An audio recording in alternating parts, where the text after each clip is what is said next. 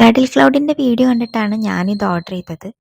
ഇത് കുഞ്ഞിക്കുട്ടികൾക്കാന്നുള്ളത് മനസ്സിലായെങ്കിലും എന്നെപ്പോലുള്ള വലിയ കുട്ടികൾക്കും ഇഷ്ടാവുമെന്ന് എനിക്ക് തോന്നി. അപ്പോൾ ഇതൊരു സൺ ക്യാച്ചർ കിറ്റാണ്. അതായത് നമുക്ക് ഇതിനകത്തുള്ള എലമെൻറ്റ്സ് യൂസ് ചെയ്തിട്ട് ഒരു സൺ ക്യാച്ചർ DIY ചെയ്തെടുക്കാനായിട്ട് പറ്റും. അപ്പോൾ ഇത് ഓപ്പൺ ചെയ്ത സമയത്ത് ഇതിനകത്ത് 4 കളേഴ്സാണ് ഉണ്ടായിരുന്നത്. Blue, purple, white and pink. ഈ പെയിൻറ് യൂസ് ചെയ്ത് കഴിഞ്ഞിട്ട് അത് ഡ്രൈ ആവുമ്പം ഒരു ഗ്ലിറ്ററി എഫക്റ്റ് വരണ പോലെ എനിക്ക് തോന്നി ട്ടോ. പിന്നെ ഒരു യൂസർ മാനുവൽ ഉണ്ട്, ഫ്രെയിംസ് ഉണ്ട്, പിന്നെ ഒരു ക്ലിയർ ഷീറ്റ് ഉണ്ട്.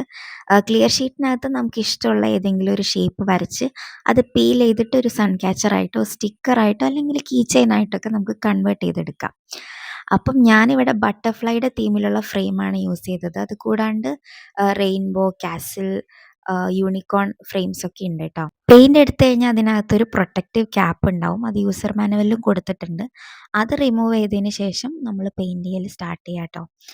പിന്നെ പെയിൻറ് ചെയ്യുന്ന സമയത്ത് നല്ല രീതിയിൽ തന്നെ ഫില്ല് ചെയ്ത് കൊടുത്തോളൂ. കാരണം ഇത് ഫ്ലിപ്പ് ചെയ്യുന്ന സമയത്ത് ഗ്യാപ്പൊന്നും ഇല്ലാണ്ടിരിക്കാൻ വേണ്ടിയിട്ടാണ്. നല്ല പിശുക്കൊന്നും ഇല്ലാണ്ട് ഫില്ല് ചെയ്ത് കൊടുക്കുക.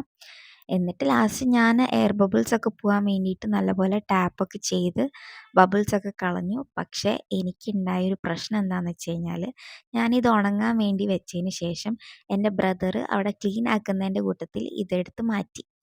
അങ്ങനെ നൈസായിട്ട് അതൊന്ന് കൊളായി.